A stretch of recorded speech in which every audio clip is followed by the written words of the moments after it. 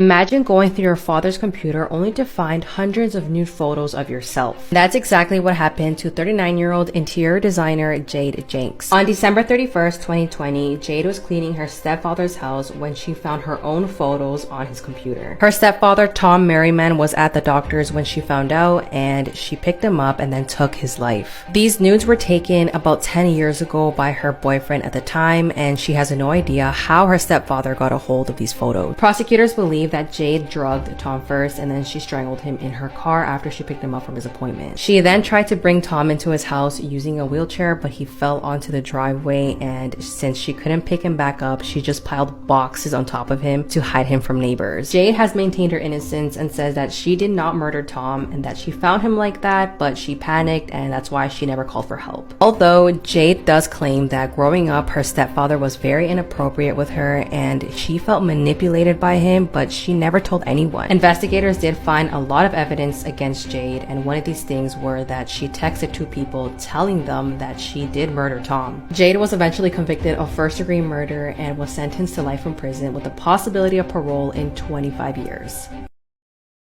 I'm not even cool. I'm just one of those girls that can do a lot of drugs and not die. This is Mackenzie Sharilla, a TikToker who killed her boyfriend and his friend in 2022. So as you saw in that TikTok video, Mackenzie was bragging about her drug use. So in July of 2022, Mackenzie was in her car with her boyfriend and his friend, Dominic and Davian, and they were all just having a fun night smoking pot. That is, until Mackenzie, who was driving, decided to suddenly accelerate to 100 miles per hour in the vehicle. And she slammed the car into the brick wall of a warehouse going 100 miles an hour with no attempt made to hit the brakes. It's unknown exactly how Mackenzie survived this insane car crash, but like I said before, both other passengers, her boyfriend and his friend, died at the scene. Recently though, Mackenzie was sentenced to 15 years to life in prison for these deaths. That's because the prosecutors argued that Mackenzie actually set out to murder her boyfriend after their fling fizzled out. And she decided that the best way to do this would be a car crash. And her boyfriend's friend Dominic just ended up being cargo.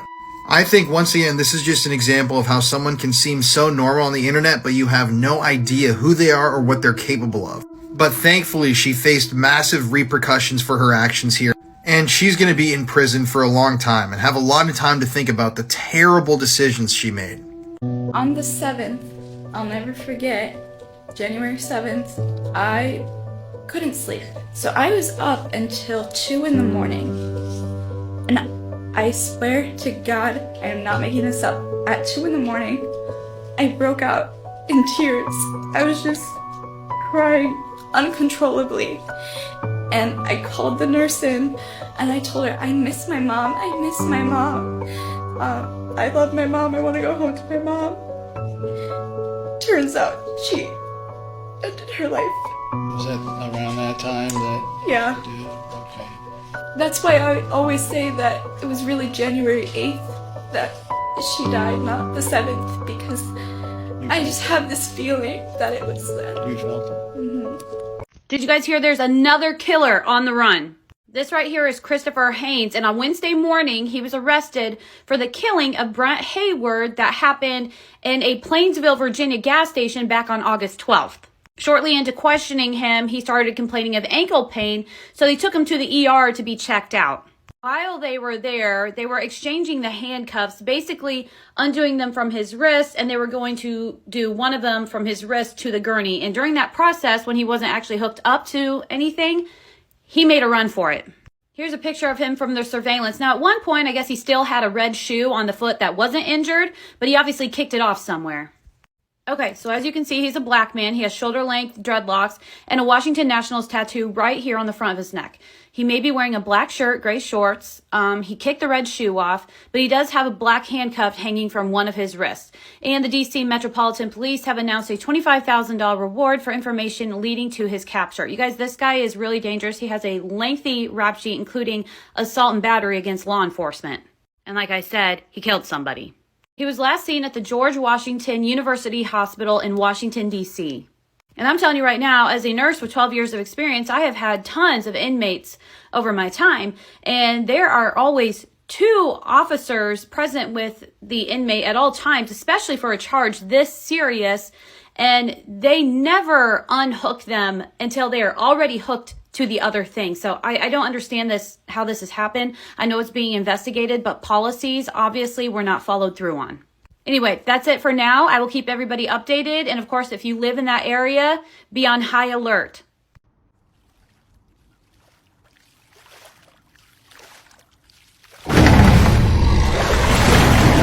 A Hooters employee put wings in her pants. This happened in Houston, Texas, when 24-year-old Jessica Sinclair was caught by one of her coworkers dipping hot wings in her pants before serving customers. So before I continue with the story, I wanted to let you guys know that if you search this case online, you're gonna find a whole bunch of photos of this girl who is not Jessica Sinclair, but the internet used her photo from a previous incident for this case. Anyways, when this girl was caught, she was taken into custody and she told authorities some disturbing details. This is a little TMI, but apparently the Hooters employee did this while she was on and off her menstrual cycle. Her excuse was that she did this to customers who were rude to her or commented on her appearance. Her family came forward and said that she suffers from mental health issues and that she's been in jail quite a few times. The fact that she not only tampered with food, but bodily fluids were also involved, she does potentially face 10 to 20 years in prison.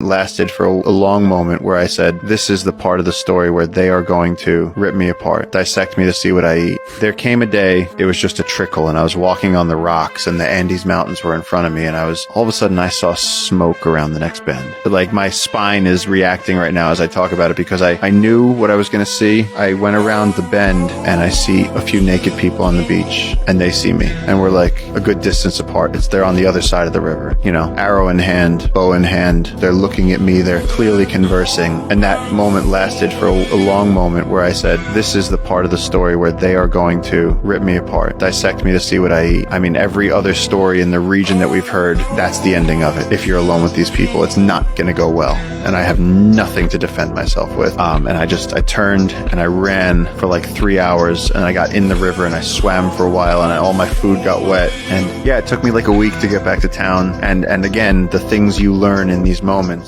This incest case between father and daughter is seriously disturbing. But let's start from the beginning. In 1995, Steve Plaid was 21 years old, and he would meet a girl on the internet named Alyssa. The pair would start dating, and Alyssa would give birth to this girl. Now, Alyssa and Steve were very poor. They knew at their ages they were gonna have a lot of trouble just making ends meet. So they decided to give the baby up for adoption. And she was given to a lovely family, and by all accounts, she had a very happy childhood. Now, Steve and Alyssa continued their relationship, and when Katie became 18 years old, she decided to contact her biological parents, and she got along with them really well. Against the will of her adoptive family, Katie decided to move in with her biological parents. And according to Alyssa, Steve's behavior the day she moved in drastically changed. He was suddenly taking care of his appearance, going to the gym, and spending a lot of time with Katie. A few months after Katie moved in, she would suddenly become pregnant.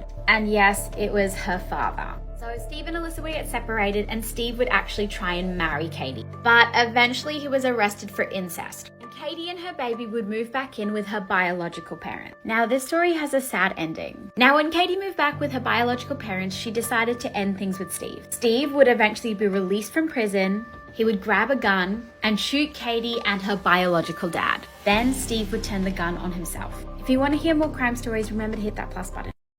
We begin tonight here in Tel Aviv following the unprecedented terror attack by Hamas militants and Israel's declaration of war for the first time in 50 years. Israel's military is bombarding Gaza with airstrikes raining down on Hamas, including command centers located inside apartment buildings. More than 1,500 people have been killed. Tonight, we are learning at least 900 Israelis dead.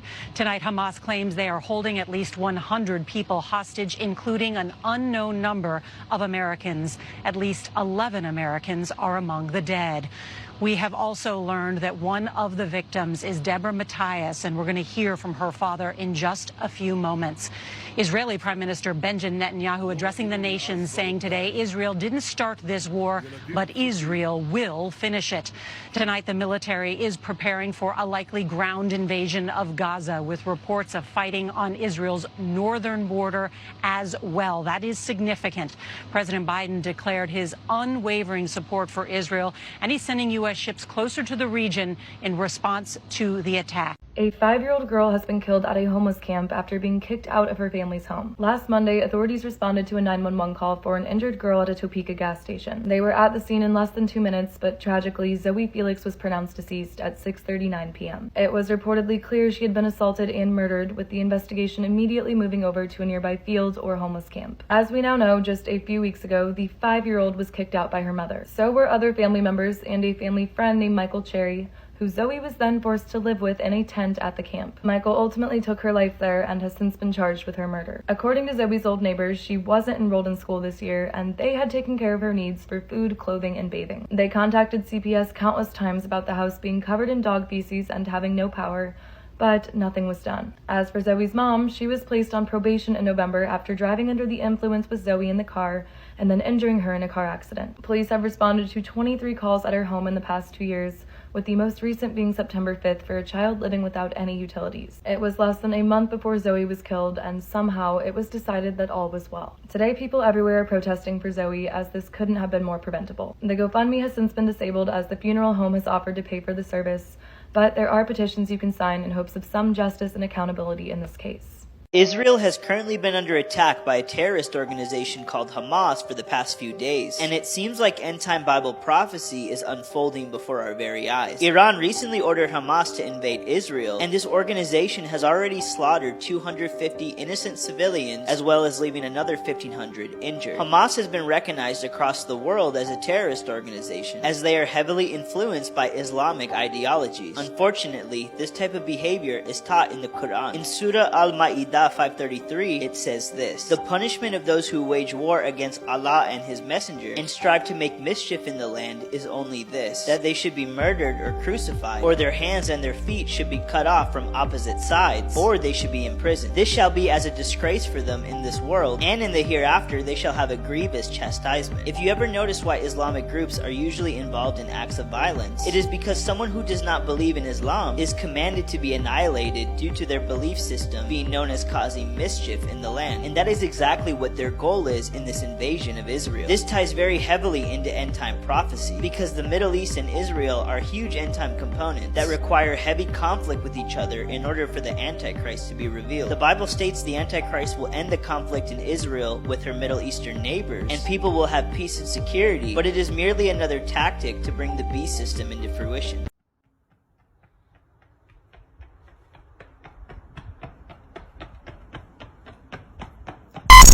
Celebrities rotting in prison in 2023. Ryan Grantham is best known for playing Rodney James in Diary of a Wimpy Kid in 2010. But these days he is rotting in prison for ending his mother's life. On March 21st, 2020, he walked up to her as she was playing the piano and discharged his weapon.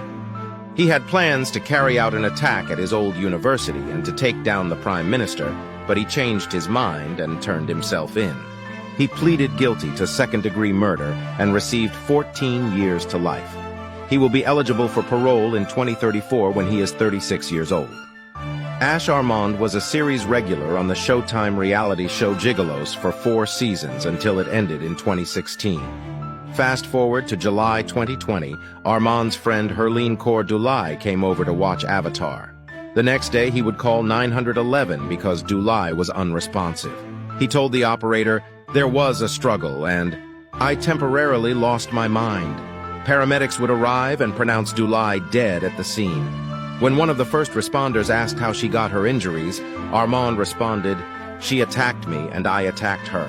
Armand was arrested and charged with murder. In September 2021, he pleaded guilty to voluntary manslaughter and was sentenced to 8 to 20 years in prison. You are not going to believe it, folks.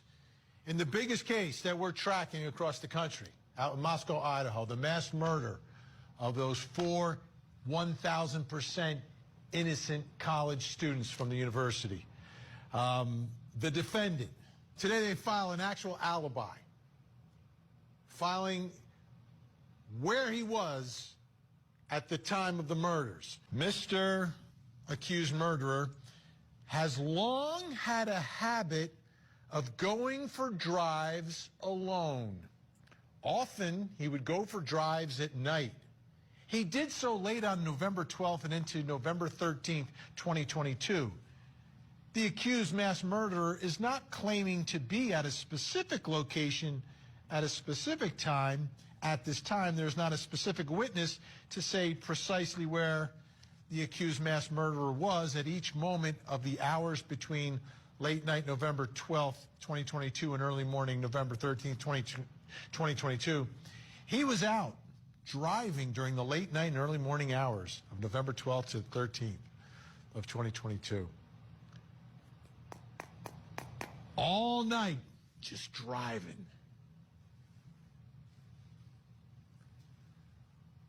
Wow. So we all know Chad Dorman confessed to the heartbreaking act of taking the lives of his three sons, Clayton, Hunter, and Chase, all with a rifle. However, in a recent court proceeding, he entered a plea of not guilty to the 21 charges laid against him. Despite his plea, the judge ordered Dorman to be held without bail while awaiting a pretrial hearing on July 5th. The prosecutors shared more details in court on what happened at Dorman's home in Monroe Township on June 15th. According to Clermont County Prosecutor Mark Ticovey, the brutal act started inside the home. Dorman shot his 4-year-old Hunter twice. After this, he walked outside and shot 7-year-old Clayton while the boy was trying to escape. Clayton was wounded after being shot from behind. Ticovey said Dorman then walked up to him and shot him 2 more times. He then ripped 3-year-old Chase from his mother's arms and shot him. After the court session, Ticovey said he wants to see Dorman get the death penalty. I can only imagine the terror these little boys felt and experienced as their father, their protector, was murdering them, Ticovey said. He continues on to say, unfortunately, their mother saw this. You can imagine the immense trauma and terror that she experienced, and we will do the utmost in my office to see this defendant never sees the light of day again. Many people in the community agree with Ticovey. School bus driver Kelly Day said, if there's ever a crime that deserves the death penalty, this will definitely be the crime. A local man, Chuck Hanna, added, Dorman definitely deserves the death penalty, no questions asked. However, if Dorman is found guilty and given the death penalty, the execution system in Ohio has been extremely slow in recent years. The last person to be executed in Ohio was in 2018. This is because the previous governor, Mike DeWine, was against the death penalty and drugs used for execution became hard to find. Defense attorney Mark Crumbian says that the situation could change in the future. He noted there could be another governor in the future that might say, hey, let's speed things up. New drugs that cause people to die that are more accessible. Some of the problems could end. Crumbian said regardless of final execution, Dorman would remain on death row if sentenced. It's still in effect, he said, and it's still the law in Ohio. Dorman was charged with 3 counts of aggravated murder after confessing. Then, a week after the shootings, a Clermont County grand jury added more charges. They added a 21-count indictment against Dorman. This is the Hello Kitty murder case, one of the most disturbing murders you will ever hear about. This is Fan Man Yi, the Hello Kitty murder victim. On March 17th, 1999, Fan was abducted by 3 men and a girl at her flat. The group then took her to an apartment where they imprisoned her for a month. The apartment was rented out by one of the killers, and they intended to make money off Fan by pimping her out to other men. During her imprisonment, she was tortured and raped, and according to one source, she was beaten up with metal bars and sometimes while being strung up and used as a punching bag. On one occasion, Fan was kicked in the head around 50 times. Spices were rubbed into Fan's wounds, her legs and feet were burned with candle wax, and hot plastic so she was unable to walk. She was forced to consume human feces and urine, and she was also forced to smile and say she enjoyed her beatings. And if she refused, they subjected her to even harsher torture. This treatment eventually led to traumatic shock and ultimately her death. Fans succumbed to her wounds between April 14th and April 15th, 1999. Some sources claim that she died while her captors were out, while others say she died overnight. Upon discovering her body, fans' captors dismembered and boiled her remains. Her skull was sewed into a Hello Kitty doll filled with dead insects while the rest of her body was discarded. That is the picture of the Hello Kitty doll they used. And while this photo was taken, her skull was inside of it. Only her skull, one tooth, and some internal organs were recovered in a plastic bag. All three killers were sentenced to life in prison with the possibility of parole after 20 years. They are currently serving their life sentences as we speak. Fan Man Yi's captors treated her like she was nothing and degraded her so much. This case completely shocked Hong Kong and anybody else who ever read about it. This case just doesn't sit right with me, especially with what they did after they killed her. They literally just dismembered her entire body and placed her head in a Hello Kitty doll. I feel so bad for her family, and may Fan Man Yi rest in peace.